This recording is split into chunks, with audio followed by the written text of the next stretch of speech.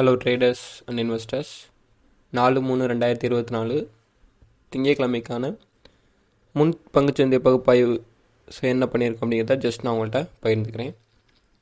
First நம்மளோட Indian indices Saturday நம்மளுக்கு பார்த்திங்கன்னா ஸ்பெஷல் ட்ரேடிங் செக்ஷன் இருந்துச்சு. ஸோ ப்ரைமரி சைட்டு 1 hour இருந்துச்சு. ஸோ ஒரு 45 minutes இருந்துச்சு. டிசாஸ்டர் சைட்டு இருந்துச்சு. ஸோ அந்த சைட்டில் போய்ட்டு ட்ரேடிங் எப்படி இருக்கும் அப்படிங்கிறத செக் பண்ணி பார்த்துக்கிட்டு இருந்தாங்க. ஸோ இதை பேஸ் பண்ணி நம்மளுக்கு சென்செக்ஸ் நிஃப்டி 50 எல்லாம் எவ்வளோ மூவ்மெண்ட் கொடுத்துருந்துச்சுன்னா, சென்செக்ஸ் நிஃப்டி 50 எல்லாமே நம்மளுக்கு கேப் அப்பில் ஓப்பன் ஆகி ஒரு பாசிட்டிவாக தான் நம்மளுக்கு கம்ப்ளீட் ஆயிருச்சு. ஸோ சென்செக்ஸை பொறுத்தளவுக்கு 0.8% பாசிட்டிவாக கம்ப்ளீட் ஆயிருக்கு. நிஃப்டி 50 பொறுத்தளவுக்கு 0.18% பாசிட்டிவாக கம்ப்ளீட் ஆயிருக்கு. நிஃப்டி பேங்கை பொறுத்தளவுக்கு 0.2% கம்ப்ளீட் ஆயிருக்கு. நிஃப்டி ஐடியை பொறுத்தளவுக்கு 0.24% பாசிட்டிவ் கம்ப்ளீட் ஆயிருக்கு. இந்தியா விக்ஸை பொறுத்தளவுக்கு 1.64% நெகட்டிவ் நம்மளுக்கு கம்ப்ளீட் ஆயிருக்கு. ஸோ இதான் நம்மளுக்கு சாட்டர்டே நடந்த ட்ரேடிங் செக்ஷனுக்கான பர்சன்டேஜ் வைஸாக நம்மளுக்கு கிடச்சிருக்கக்கூடிய ரிப்போர்ட். அண்ட் எஃப்ஐடியோட டேட்டாவை பேஸ் பண்ணுற அளவுக்கு பார்த்தீங்கன்னா, ஸோ எஃப்ஐ 49 கோடிக்கு பை பண்ணிவிட்டு 131 கோடிக்கு செல் பண்ணியிருக்காங்க. ஸோ அங்கேயே நெட் சேல்ஸ் தான் பண்ணியிருக்காங்க. 81 கோடி நெட் சேல்ஸ் பண்ணியிருக்காங்க. டிஏ பொறுத்தளவுக்கு 189 கோடிக்கு பை பண்ணிவிட்டு 234 கோடிக்கு செல் பண்ணியிருக்காங்க. அண்ட் டிஏ நெட் சேல்ஸ் தான் பண்ணியிருக்காங்க 44 கோடிக்கு. சரிங்களா? எஸ்டர்டே அதாவது ஃப்ரைடே நம்மளுக்கு இந்த பிஎம்ஐ டேட்டா ஒன்று பப்ளிஷ் ஆச்சு. ஸோ இந்த பிஎம்ஐ டேட்டாவை பொறுத்தளவுக்கு நம்மளுக்கு 16th ஸ்ட்ரைட் மந்தோட பிஎம்ஐ இப்போ தான் அதுக்கு கீழே இருக்கும். சரிங்களா? அதாவது இந்த 16 தடவை பிஎம்ஐ டேட்டா பேஸ் பண்ண அளவுக்கு இன்னும் 50% மேலே நம்ம ஏறவே இல்லை. ஸோ இதை பொறுத்தளவுக்கு நம்மளுக்கு ஒன் ஆஃப் த நெகட்டிவ். ஏன் இது நெகட்டிவ் அப்படிங்கிறனா, ஸோ ஸ்டேஜ் பை ஸ்டேஜாக இன்க்ரீஸ் ஆகிட்டே தான் இருக்குது. பட் நம்மளுக்கு இன்னும் பிஎம்ஐ டேட்டா பொறுத்தளவுக்கு மேனுஃபேக்சரிங் இண்டெக்ஸை பொறுத்தளவுக்கு கொஞ்சம் அப்படியே ஸ்டேபிளாக இன்க்ரீஸ் ஆகிட்டு இருக்கோம். ஓகே, ஸ்டேபிள், பட் ரொம்ப அதிகமான ஒரு பாசிட்டிவான நியூஸ் கிடையாது அப்படிங்கிறதான் என்னோட ஒரு ஐடியா. சரிங்களா? ஸோ நெக்ஸ்ட் என்னென்னு பார்த்தீங்கன்னா, யூஎஸ் மார்க்கெட்டை பேஸ் பண்ண அளவுக்கு நம்மளுக்கு எப்படி கம்ப்ளீட் ஆயிருக்கு அப்படின்னு பார்த்தீங்கன்னா, கிஃப்ட் நிஃப்டி நம்மளுக்கு ஃப்ரைடே என்ன கம்ப்ளீட் ஆச்சோ அதை பேஸ் பண்ணி தான் இருக்குது. ஸோ அப்போ நம்மளுக்கு இது இன்றைக்கி ஒர்க் ஆகுதுக்கான பாசிபிலிட்டிஸ் கிடையாது. ஸோ நம்மளுக்கு மார்னிங் 6:30 என்ன நடக்குதோ ஸோ அதை பேஸ் பண்ணி தான் கேப் அப்பாக கேப் டவுன் அப்படிங்கிறத நம்மளால் ப்ரெடிக்ட் பண்ண முடியும். Okay, so Dow Jones futures பார்த்தீங்கன்னா நம்மளுக்கு 0.9% நம்மளுக்கு ஃபியூச்சர் இண்டெக்ஸ் நம்மளுக்கு மார்னிங் கம்ப்ளீட் ஆயிருக்கு. நாஸ்டாகை பொறுத்தளவுக்கு பார்த்தீங்கன்னா 1.12% பாசிட்டிவ் கம்ப்ளீட் ஆயிருக்கு. ஓகே, S&P 500 பார்த்தீங்கன்னா 0.80% பாசிட்டிவாக நம்மளுக்கு கம்ப்ளீட் ஆயிருக்கு. ஸோ வேர்ல்டு மார்க்கெட்டை பொறுத்தளவுக்கு நம்மளுக்கு ஓவரால் இண்டெக்ஸை பொறுத்தளவுக்கு பாசிட்டிவாக தான் இருக்குது. கமாடிட்டிஸை பொறுத்தளவுக்கு ஸோ ஓபிசி மீட்டிங் அண்டு சப்ளையை பேஸ் பண்ணியிருக்கு. சைனாஸோட டேட்டா ஸோ இதெல்லாம் பேஸ் பண்ணி நம்மளுக்கு அப்பில் தான் மூவ் ஆகிட்டுருக்கு. அதுலேயும் க்ரூட் ஆயில் பார்த்தீங்கன்னா 2.19% பாசிட்டிவ் கம்ப்ளீட் ஆயிருக்கு. பிரெண்ட் க்ரூட் ஆயில் பார்த்தீங்கன்னா 1.81% பாசிட்டிவ் கம்ப்ளீட் ஆயிருக்கு. ஸோ யூஎஸ் மார்க்கெட்டை பேஸ் பண்ணுற அளவுக்கு இந்தியன் ஏடிஆர் பெர்ஃபார்மன்ஸ் எப்படி பண்ணியிருக்கு அப்படின்னு பார்த்தீங்கன்னா, ஆக்சிஸ் பேங்க் பார்த்தீங்கன்னா 2.15% பாசிட்டிவ் கம்ப்ளீட் ஆயிருக்கு. டாக்டர் ரெட்டி 2.55% நெகட்டிவாக இருக்குது. ICIC bank so HDFC bank so 2.82, ICIC bank பார்த்தீங்கன்னா 3.40% பாசிட்டிவ் கம்ப்ளீட் ஆயிருக்கு. பேங்கிங் செக்டரை பொறுத்த அளவுக்கு வெரி பாசிட்டிவாக ஏடிஆரோட பெர்ஃபார்மன்ஸ் கொடுத்துருக்கு. ஸோ நம்மளுக்கு பேங்கிங் இந்தியா அதாவது பேங்க் நிஃப்டியில் சம் பெர்ஃபார்மன்ஸ் பண்ணுறதுக்கான பாசிபிலிட்டிஸ் இருக்குது. சரிங்களா? ஸோ நியூஸ் சம் இம்பார்ட்டண்டான நியூஸை பேஸ் பண்ணுற அளவுக்கு இந்தியாவோட பாவர்ட்டி எக்ஸ்ட்ரீம் லெவலில் போயிட்டுருக்கு. ஸோ அதில் பார்த்தீங்கன்னா 3% அண்டர் 3% தான் இருக்குது. சரிங்களா? ஸோ டேட்டாஸ் என்ன ஷோ பண்ணுதுன்னா எதாவது ஷோ பண்ணுது. அதாவது வேர்ல்டு பாவர்ட்டி கிளாக் இருக்குல்ல, ஸோ அவங்க இந்த டேட்டாஸ் எப்போதுமே ப்ரெடிக்ட் பண்ணி சொல்லுவாங்க. ஸோ அதை பொறுத்தளவுக்கு 3.4 crore people extreme poverty face பண்ணி இருக்கிறாங்க.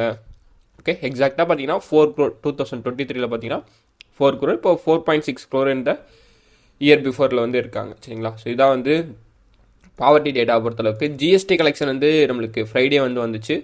ஸோ அதை பொறுத்தளவுக்கு பார்த்தீங்கன்னா நம்மளுக்கு 12 monthோட ரோவில் போயிட்டுருக்கு. எவ்வளோ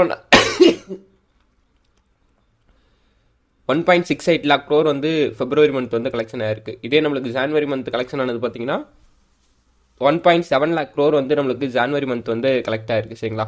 ஸோ ப்ரீவியஸ் மந்த்தை விட இந்த மந்த் நம்மளுக்கு ஜிஎஸ்டி கலெக்ஷன் கொஞ்சம் லோவாக கிடச்சிருக்கு. ஓகே, ஸோ நெக்ஸ்ட் பார்த்தீங்கன்னா bank Nifty, Fin Nifty and mid cap நிஃப்டிக்கான மேஜர் சப்போர்ட் அண்ட் ரெசிஸ்டன்ஸ் என்ன, ஸோ இன்றைக்கான டெக்னிக்கல் அனாலிசிஸ் என்ன பண்ணியிருக்கோம் அப்படிங்கிறத ஜஸ்ட் நான் உங்கள்கிட்ட ஷேர் பண்ணிக்கிறேன்.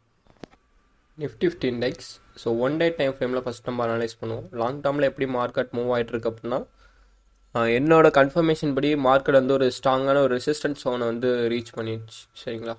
ஸோ ரீச் பண்ணிவிட்டு அகெயின் வந்து இப்போ எனக்கு மார்க்கெட் வந்து கீழே விழுந்தே ஆகணும். இல்லை ஒரு வேளை பிரேக் ஆகுதுன்னா அது 22,520 போயிட்டு ரீச் பண்ணணும். இது ரெண்டில் எனக்கு ஒன்று நடந்திருக்கணும் சரிங்களா. ஸோ அப்போ அப் ட்ரெண்டுக்கான பாசிபிலிட்டிஸ் இருக்குது, டவுன் ட்ரெண்டுக்கான பாசிபிலிட்டிஸ் இருக்குது. ஆனால் எனக்கு அளவுக்கு அதிகமாக வந்து டவுன் ட்ரெண்டுக்கான பாசிபிலிட்டி தான் இருக்குது சரிங்களா. இப்போதைக்கு மார்க்கெட்டுக்கு ஒரு சப்போர்ட் ஜோன் அப்படின்னு பார்த்தீங்கன்னா ஸோ இந்த ஜோன் 22,200 டு 22,250 இந்த லெவலுக்குலாம் மார்க்கெட் வந்து சப்போர்ட் எடுத்துகிட்டு ஸோ அப் ட்ரெண்ட் வந்து போகணும். சப்போஸ் அப்படி அப் ட்ரெண்ட் போகலன்னா எனக்கு இங்கேருந்து நெக்ஸ்ட் ஒரு அப் ட்ரெண்ட் போகிறதுக்கான பாசிபிலிட்டிஸ் வந்து இருக்குது. அதாவது 22,000 சரிங்களா. ஸோ அதுதான் வந்து என்னோட நெக்ஸ்ட்டு ஸ்ட்ராங்கான ஒரு சப்போர்ட்டாக வந்து நான் வந்து ஃபிக்ஸ் பண்ணியிருக்கேன். ஓகே, ஸோ இந்த லெவல்லேருந்து மார்க்கெட் வந்து கீழே விழுகணும். ஒரு வேளை எனக்கு இங்கேருந்து ஒரு ஸ்ட்ராங் செல்லிங் ப்ரெஷர் இருக்குன்னா ஸோ எனக்கு இவ்வளோ தூரம் வந்து மார்க்கெட் வந்து கீழே விழுந்தாகணும். ஓகே, ஒன்ஸ் இதை பிரேக் பண்ணிச்சுன்னா நெக்ஸ்ட் எனக்கு இந்த சப்போர்ட் அதாவது 21,575 வரையும் நிஃப்டி 50 இண்டெக்ஸ் எனக்கு கீழே விழுந்தாகணும் சரிங்களா. ஸோ அதே தான் நெக்ஸ்ட் நம்மளோட ரெசிஸ்டன்ஸை பொறுத்தளவுக்கு இந்த ஒரு ட்ரெண்ட் லைன் அதாவது ஆல் டைம் ஹை இங்கே இருக்குது. இந்த ட்ரெண்ட் லைன் ஒரு one of the resistance. Once இதை பிரேக் பண்ணிச்சுன்னா நெக்ஸ்ட் ரெசிஸ்டன்ஸ் பார்த்தீங்கன்னா 22,573 தான் நெக்ஸ்ட் லெவல் ரெசிஸ்டன்ஸாக நம்மளுக்கு வந்து கிடச்சிருக்கு சரிங்களா. ஓகே, ஒன்ஸ் இந்த ட்ரெண்டை பிரேக் பண்ணிச்சுன்னா மார்க்கெட் வந்து 22,319 வரையும் கீழே விழுகணும். இந்த சப்போர்ட் ட்ரெண்டை பிரேக் ஆச்சுன்னா அதை பிரேக் ஆச்சு இதையும் நம்மளுக்கு பிரேக் பண்ணுது அப்படிங்கிறப்ப நெக்ஸ்ட் நம்மளோட சப்போர்ட் அப்படின்னு பார்க்குறப்ப 22,228 நெக்ஸ்ட் லெவல் சப்போர்ட். அதுக்கு அடுத்த லெவல் சப்போர்ட்னு பார்த்தீங்கன்னா 22,152 அதாவது ஃப்ரைடேவோட லோ வரையும் மார்க்கெட் வந்து விழுகணும். ஓகே, ஒன்ஸ் இந்த சப்போர்ட்லாம் பிரேக் பண்ணிச்சுன்னா ஃப்ரைடேவோட லோ வந்து நம்மளுக்கு ஹிட் பண்ணும். பேங்க் நிஃப்டி இண்டெக்ஸை பொறுத்தளவுக்கு ஸோ இதுவும் நம்மளுக்கு ஒரு பாசிட்டிவ் வைப்பாக தான் போயிட்டுருக்கு.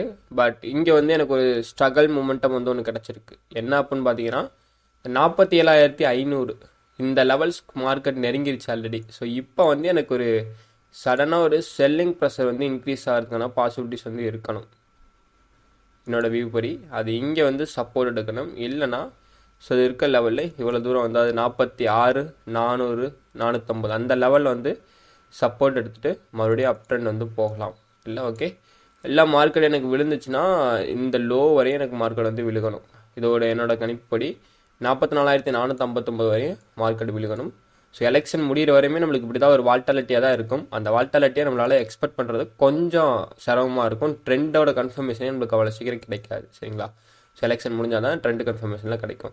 ஆனால் ஒன்ஸ் 47,500 தாண்டிடுச்சு அப்படின்னா நெக்ஸ்ட் நம்மளோட ரெசிஸ்டன்ஸ் பார்த்தீங்கன்னா 47,816 வந்து நம்மளோட நெக்ஸ்ட் ரெசிஸ்டன்ஸை வந்து நம்ம ஃபிக்ஸ் பண்ணியிருக்கோம். ஸோ அது வரையும் நெக்ஸ்ட் நம்மளுக்கு மார்க்கெட் மூவ் ஆகிறதுக்கான பாசிபிலிட்டிஸ் வந்து இருக்கும் சரிங்களா. ஸோ நம்மளுக்கு ஸ்மால் சப்போர்ட் அண்ட் ரெசிஸ்டன்ஸை பொறுத்தளவுக்கு ஸோ இதை பொறுத்தளவுக்கு எனக்கு ஸ்ட்ராங்கான ஒரு கன்சால்டேஷன் ப்ளஸ் ரெசிஸ்டன்ஸை பிரேக் ஆகி சப்போர்ட் எடுக்கிறதுக்கு மார்க்கெட் வந்து வந்துகிட்டு இருக்கு. ஸோ சப்போர்ட் வந்து 47,219 எடுக்கலாம். ஒன்ஸ் இதை பிரேக் பண்ணிச்சுன்னா 46,940 வந்து சப்போர்ட் எடுக்கணும் சரிங்களா. இந்த ரெசிஸ்டன்ஸை பிரேக் பண்ணி இந்த லெவலை பிரேக் பண்ணுதுன்னா நெக்ஸ்ட் நம்மளோட ரெசிஸ்டன்ஸ் பார்த்தீங்கன்னா 47,605 நம்மளோட நெக்ஸ்ட் லெவல் ரெசிஸ்டன்ஸாக பேங்க் நிஃப்டிக்கு வந்து நம்ம வந்து ஃபிக்ஸ் பண்ணியிருக்கோம். 47,500 வந்து one of the strong level ரெசிஸ்டன்ஸாக ஃபிக்ஸ் பண்ணியிருக்கேன் லாங் டேர்மை பொறுத்தளவுக்கு. ஸோ நீங்கள் அதையும் வந்து அண்டர்ஸ்டாண்ட் பண்ணிக்கோங்க. ஆல்ரெடி நிஃப்டி இண்டெக்ஸ் நம்மளோட சப்போர்ட் எடுத்த மார்க்கெட் வந்து மேலே போயிட்டுருக்கு. அப்போ ரெசிஸ்டன்ஸ் லெவலை ரீச் பண்ணி ஆகணும். ஸோ நம்மளோட ரெசிஸ்டன்ஸ் பார்த்தீங்கன்னா 21,18. ஸோ அண்டு நெக்ஸ்ட் இந்த ட்ரெண்ட் லெவல் நம்மளோட அது பிரேக் ஆச்சுன்னா ட்ரெண்ட் லெவல் நம்மளோட ரெசிஸ்டன்ஸை நம்ம வந்து ஃபிக்ஸ் பண்ணியிருக்கோம் சரிங்களா. ஸோ இதை பொறுத்தளவுக்கு நம்மளுக்கு மேஜர் சப்போர்ட் அண்ட் ரெசிஸ்டன்ஸ் என்ன கொடுக்குது அப்படின்னு பார்ப்போம். ஸோ ட்ரெண்டு நம்மளுக்கு ஃபுல்லாகவே அப்பில் தான் வந்து போயிட்டுருக்கு. என்னோட கன்ஃபர்மேஷன் படி ஸோ மார்க்கெட் வந்து மல்டிபிள் ரெசிஸ்டன்ஸ் க்ரியேட் பண்ணிகிட்ருக்கு சரிங்களா. ஸோ கொடுத்துட்டு அப் ட்ரெண்ட் போயிட்டுருக்கு. இப்போ நெக்ஸ்ட் லெவல் ரெசிஸ்டன்ஸ் 20,927. அதுக்கு அடுத்த resistant 21,14 next level resistance. So market வந்து எனக்கு இப்போ நெக்ஸ்ட்டு சப்போர்ட் எடுக்க வந்துகிட்டு இருக்கு. இந்த லெவலில் சப்போர்ட் எடுக்கலாம். இந்த லெவலில் பிரேக் ஆகுது அப்படிங்கிறப்ப 20,787 வந்துட்டு சப்போர்ட் எடுக்கிறதுக்கான பாசிபிலிட்டிஸ் வந்து இருக்குது சரிங்களா. ஸோ இதான் இன்றைக்கி நம்மளுக்கு கிடச்சிருக்கக்கூடிய டேட்டா. ஸோ டுடே பார்த்தீங்கன்னா mid cap Nifty and bank எக்ஸோட expired. Okay, so and overall சம்மரியை பேஸ் பண்ண அளவுக்கு எனக்கு நியூஸை பேஸ் பண்ண அளவுக்கு எல்லாமே நம்மளுக்கு பாசிட்டிவாக தான் இருக்குது. ஸோ அதில் எந்த ப்ராப்ளமும் நம்மளுக்கு இல்லை. ஏன்னா ரொம்ப நெகட்டிவான நியூஸ் எதுவுமே கிடையாது. பட் டெக்னிக்கலாக பேஸ் பண்ணுற அளவுக்கு எனக்கு மார்க்கெட்டை வந்து ஒரு சப்போர்ட் எடுக்கணும், இல்லைனா ஒரு டவுன் ட்ரெண்டுக்கான ஒரு பாசிபிலிட்டிஸ் வந்து கிரியேட் பண்ணிட்டு இருக்கு சரிங்களா. So I am not a SEBI registered advisor. This video full and fully education purpose only. Okay, so மறக்காமல் இந்த வீடியோ வந்து உங்களோட ஃப்ரெண்ட் சர்க்கிளில் ஸ்டாக் மார்க்கெட் பற்றி லேர்ன் பண்ணியிருந்தாங்க உங்களுக்கு வந்து ஷேர் பண்ணி விடுங்க. ஸோ உங்களுக்கு ஏதாவது டவுட்ஸ் இருந்துச்சுன்னா கமெண்ட் செக்ஷனில் வந்து மென்ஷன் பண்ணுங்கள். ஸோ இதில் ஏதாவது தப்பு இருந்தாலும் கமெண்ட் செக்ஷனில் மென்ஷன் பண்ணுங்கள். ஸோ நான் அதை வந்து ரெக்டிஃபை பண்ணிக்கிறேன். ஓகே, தேங்க்ஸ் ஃபார் வாட்சிங். தேங்க்யூ.